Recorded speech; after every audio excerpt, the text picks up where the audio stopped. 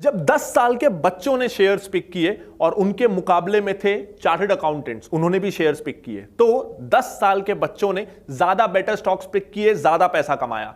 कैसे किया ये 10 साल के बच्चों ने, जानेंगे इस वीडियो में।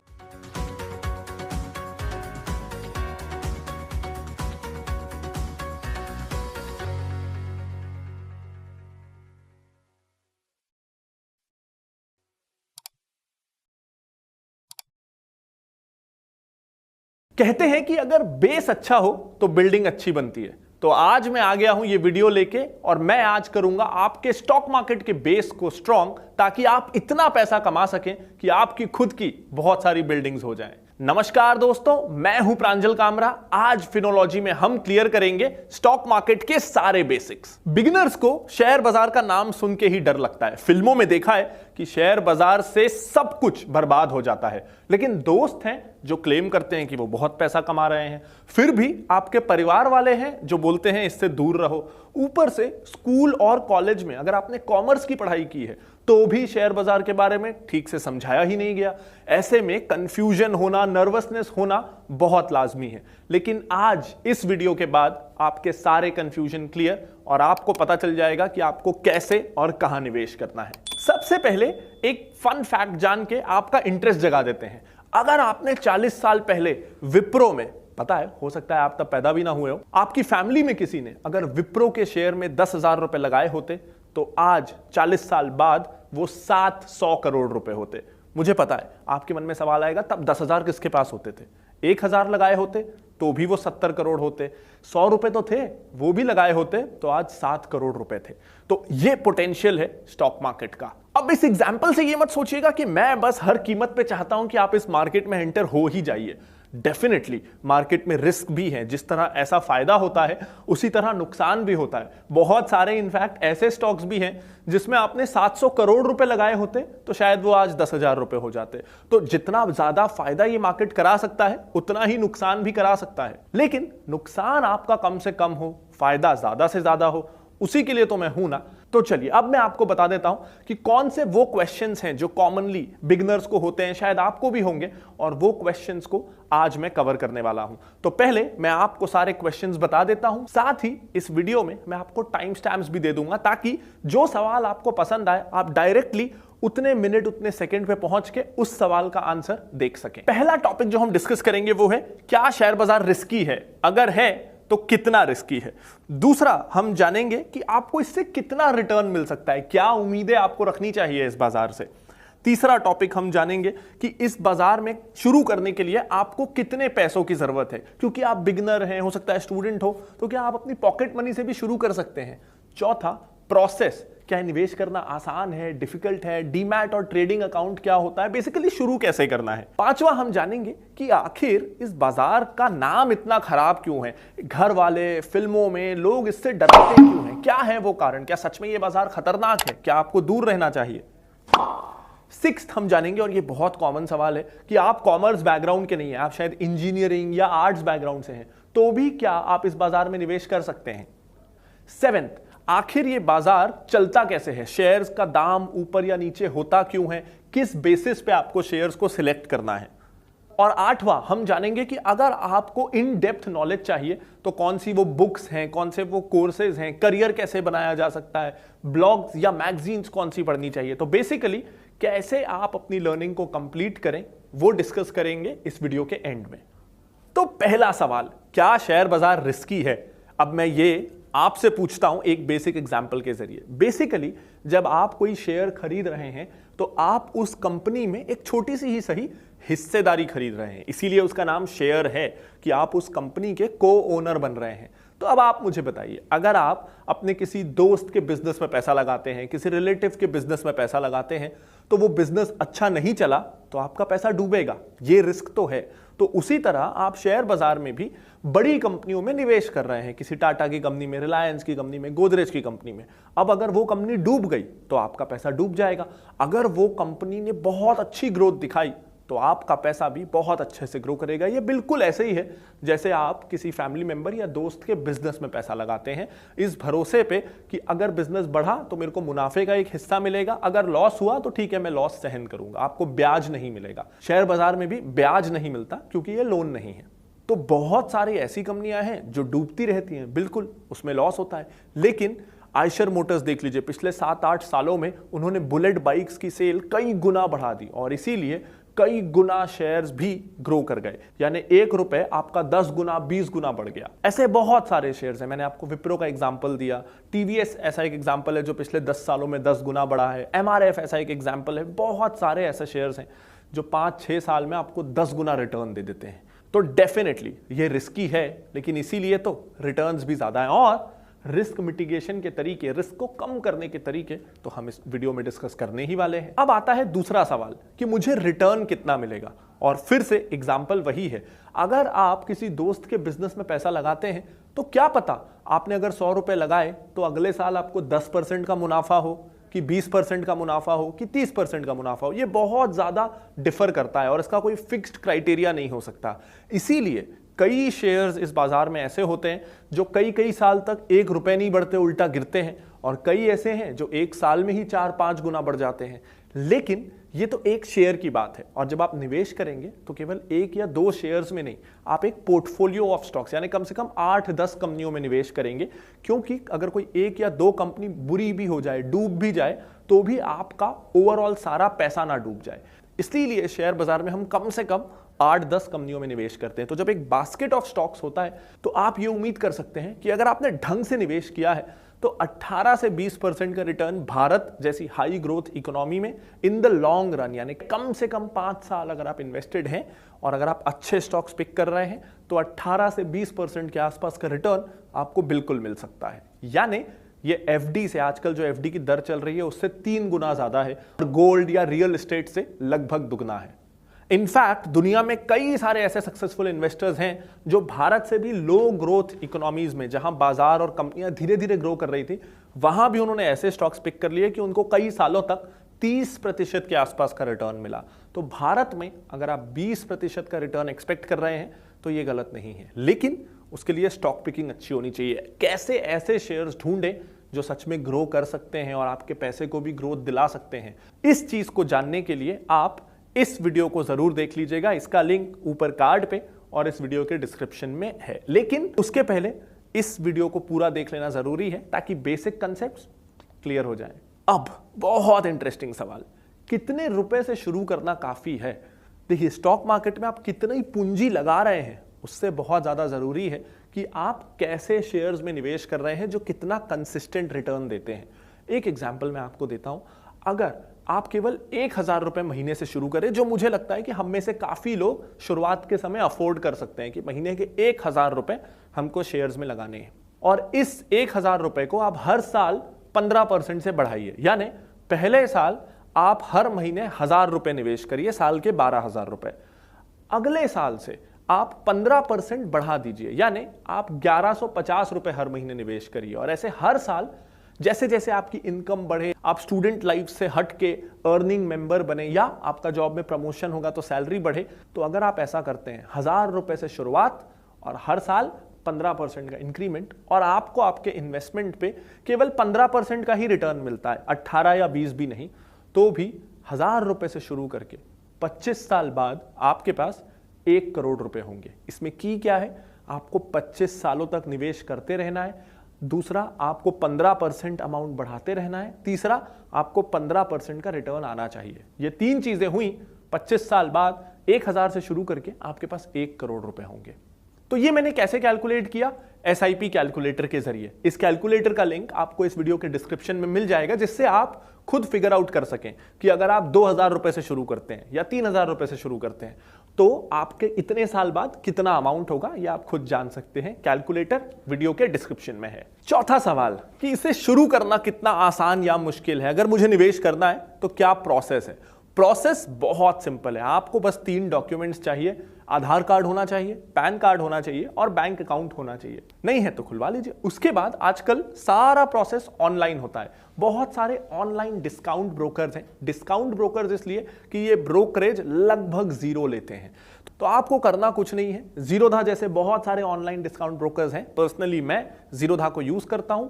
आप भी जीरोधा में अपना अकाउंट खुलवा सकते हैं। उसका लिंक आपको इस वीडियो के डिस्क्रिप्शन में मिल जाएगा। 3-4 दिन में बिना किसी फिजिकल पेपर वर्क के ऑनलाइन आपका अकाउंट ओपन हो जाएगा। आप ट्रेडिंग शुरू कर सकते हैं। 300 रुपए में अकाउंट ओपन होता है और ब्रोकरेज या कमीशन ना के बराबर लेता है अगर आप इन्वेस्ट कर रहे हैं तो। यानी आप अगर शेयर्स खरीद के उसे रख रहे हैं, फिर 2-3 दिन या उसके बाद बेच रहे हैं, तो आपको लगभग कोई कमीशन देना नहीं। ये लगभग फ्री है। कुछ बिल्कुल जरा से गवर्नमेंट टैक्सेस लगते हैं जो पता भी नहीं चलेंगे, क्योंकि वो 0.1% से भी कम होते हैं। तो मैं पर्सनली जीरोधा यूज करता हूं क्योंकि ये बहुत सिंपल टू यूज है और बिगिनर्स के लिए बहुत ईजी है। तो आप भी डिस्क्रिप्शन में जाके अकाउंट तुरंत खोल लो और 4 दिन बाद इन्वेस्टिंग शुरू। 5वां सवाल, अगर सब कुछ इतना अच्छा है तो शेयर बाजार का नाम इतना क्यों खराब है? क्यों लोग इससे डरते हैं? एक सिंपल रीजन बताऊं आपको, ये ना माइंडसेट का प्रॉब्लम है। जब हम प्रॉपर्टी खरीदते हैं तो कोई भी ऐसा सोचता है कि 4 महीने में दाम डबल हो जाए, 4 महीने में मैं बेच के निकल जाऊंगा। कोई गोल्ड लेता है तो पुश्तों को पास ऑन करते हैं लेकिन सोना बेचते नहीं। कोई ऐसा नहीं सोचता कि आज ले लेता हूं, 1 महीने बाद जब सोना बढ़ जाएगा तो बेच दूंगा। तो हम प्रॉपर्टी को बढ़ने का टाइम देते हैं, गोल्ड को बढ़ने का टाइम देते हैं। लेकिन आपको भी अगर आपके दोस्त बोलेंगे ना कि शेयर बाजार में आ जा, तो वो साथ में ये चीज जरूर बोलेंगे कि इसमें ना 1 दिन में मैंने 40,000 रुपए कमा लिए, 2 महीने में मेरा पैसा डबल हो गया। यानी उनकी उम्मीदें ही गलत रहती हैं। वो ये सोच के आते हैं, जो नए लोग आते हैं, कि बस मुझे अब रातों रात शेयर बाजार से अमीर बनना है।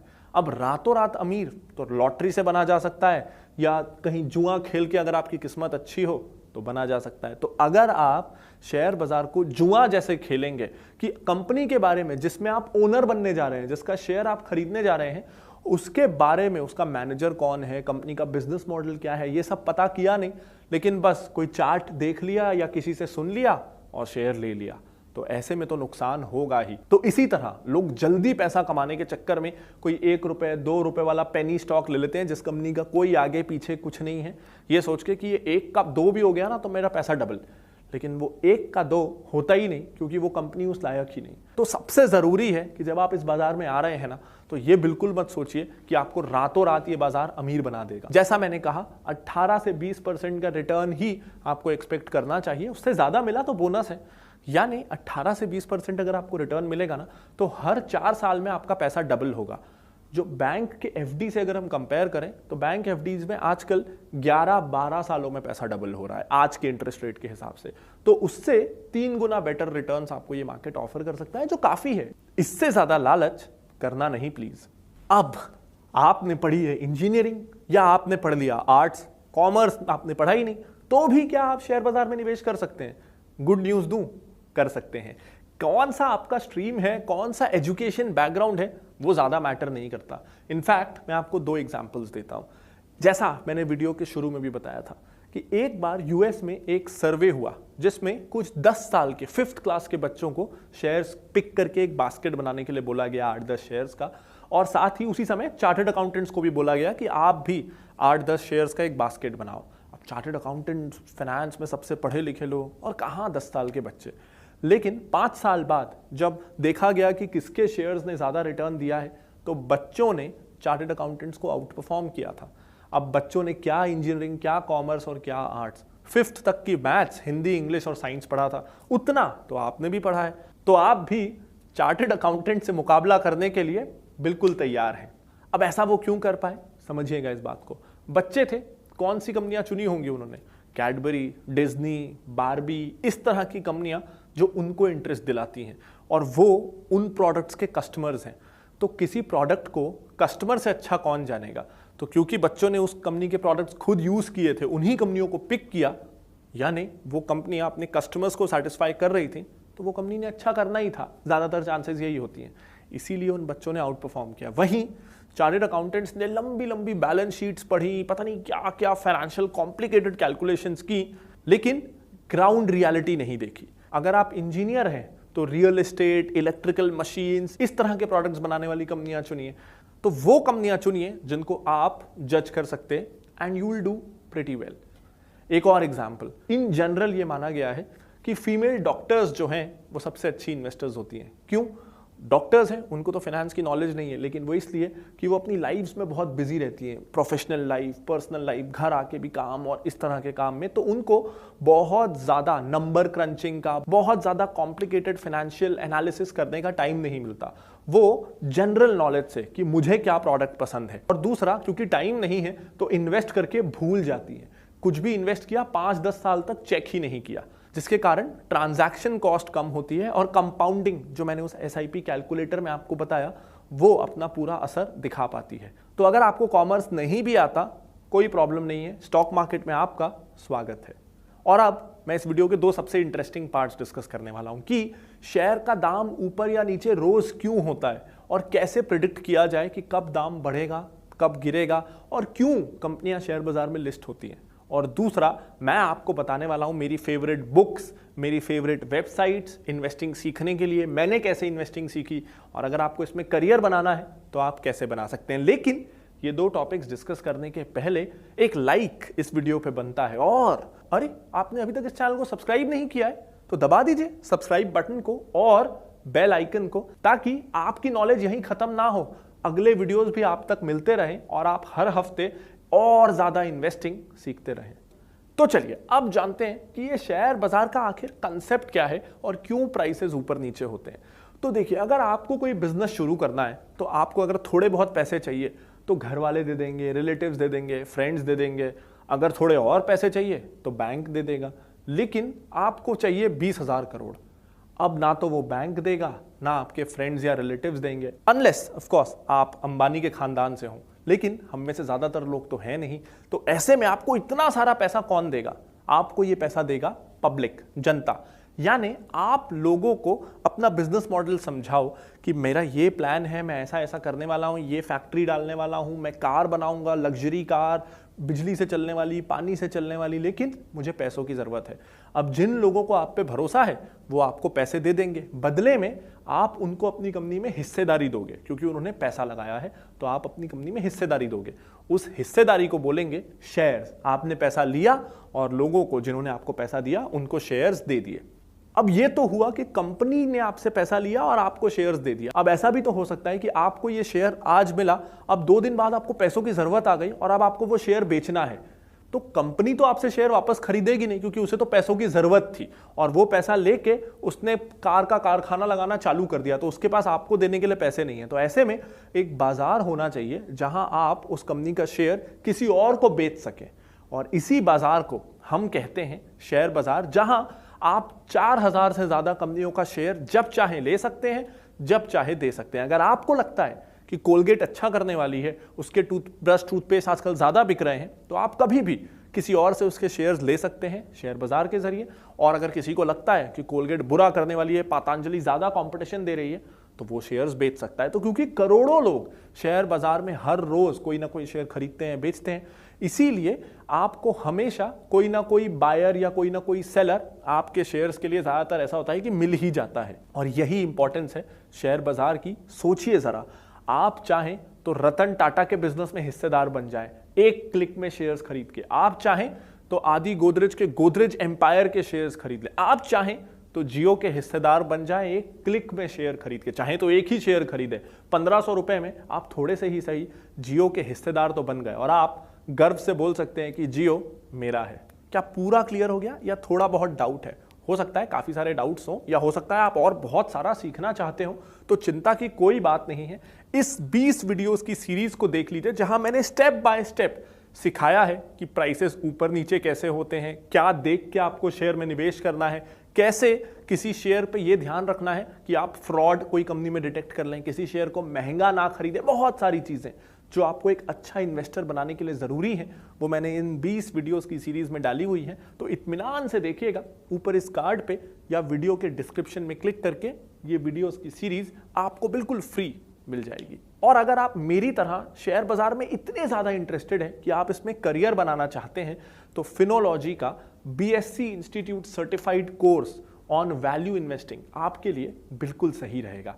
इस कोर्स में 1 साल तक लगातार हम आपको सिखाएंगे इन्वेस्टिंग के सारे एक्सपर्ट तरीके, और इस कोर्स के अंत में बॉम्बे स्टॉक एक्सचेंज की सब्सिडरी यानी BSE इंस्टीट्यूट आपका लेगा एक एग्जाम, और अगर आप उसमें पास हुए तो उनकी तरफ से आपको एक मिलेगा सर्टिफिकेट, जिससे आपको इस फील्ड में करियर बनाने में बहुत हेल्प होने वाली है। और अब हम डिस्कस करते हैं लास्ट पार्ट कि कौन से ऐसे बुक्स या सोर्सेज हैं जिससे आप इन्वेस्टिंग को घर बैठे सीख सकते हैं। तो ऑफ कोर्स हमारा वैल्यू इन्वेस्टिंग का कोर्स है, हिंदी इंग्लिश दोनों लैंग्वेजेस में अवेलेबल है। इसके अलावा बहुत सारी बुक्स भी हैं। एक बुक है इन्वेस्टोनॉमी, और इस बुक में वो सब कुछ जो मैंने पिछले 6 सालों में सीखा है वो मैंने डाल दिया है। इस बुक को आप फ्लिपकार्ट, अमेजॉन कहीं से भी खरीद सकते हैं। इसके अलावा मेरी फेवरेट बुक्स कौन सी हैं? रिच डैड पुअर डैड, बिल्कुल शुरुआत करने के लिए बहुत अच्छी किताब है।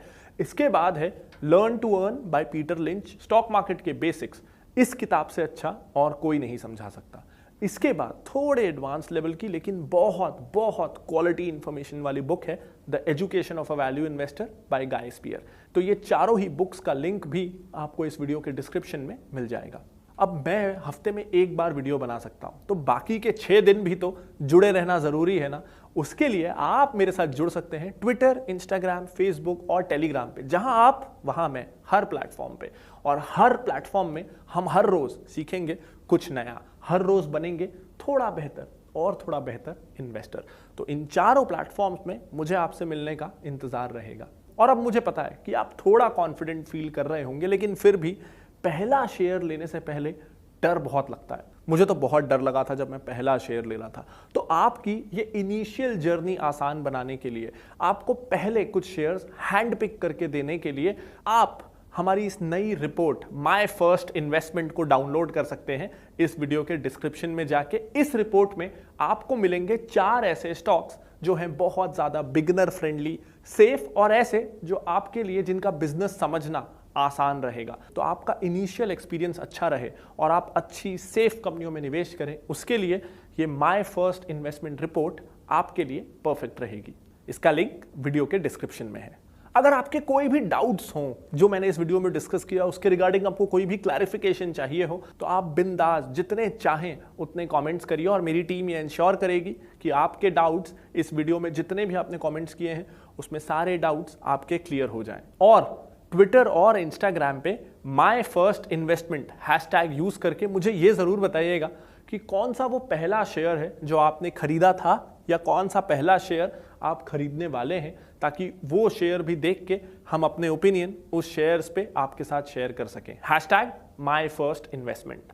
तो सीखने के तरीके बहुत सारे हैं, वीडियोज हैं, बुक्स हैं, ब्लॉग्स हैं, न्यूज़पेपर्स हैं, फिनोलॉजी का टिकर टॉक्स न्यूज लेटर भी है, जहां हर रोज सुबह बिल्कुल न्यूज़पेपर पढ़ने के समय आपको हम एक छोटा सा ईमेल करेंगे, जिससे आपकी डेली फाइनेंशियल नॉलेज बढ़ती रहेगी। इस टिकर टॉक्स न्यूज लेटर का लिंक भी, जो बिल्कुल फ्री है, आपको इस वीडियो के डिस्क्रिप्शन में मिल जाएगा। उम्मीद करता हूं ये वीडियो आपको पसंद आया होगा। मैं लाता रहूंगा ऐसे और बहुत सारे वीडियोस। तब तक के लिए this is Pranjal Kamra signing off, bye bye. एंड जो भी आपका दोस्त या रिलेटिव शेयर बाजार में निवेश करना चाहता है, या आपको लगता है कि उसे निवेश सीखना चाहिए, उसके साथ इस वीडियो को शेयर जरूर कर दीजिएगा। Bye bye.